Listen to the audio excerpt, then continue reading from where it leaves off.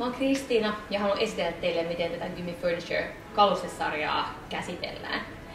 Eli meidän näkyy nyt täällä ikkaita, lankkuja, aisoja, bokseja ja tuolla taustalla vielä sänky, jatkettava sänky.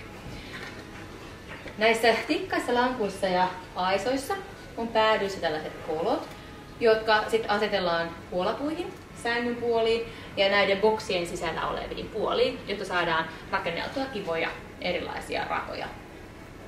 Näiden boksien kanssa on sellainen pieni jekku, eli tää kun laitetaan vinoon, niin tähän asettuu ihan helposti tänne puolaan, kun laitetaan lamppu suoraan sinne kolojen suuntaan.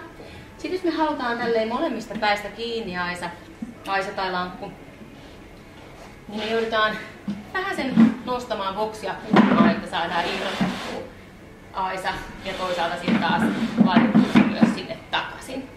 Se ihan sen takia, että se aisa tai lankku pysyy sitten stabiilimpana ja paremmin ja turvallisemmin siinä boksien välissä. Ja tosiaan taas kun liukumäki halutaan tehdä rakentaa, niin asetellaan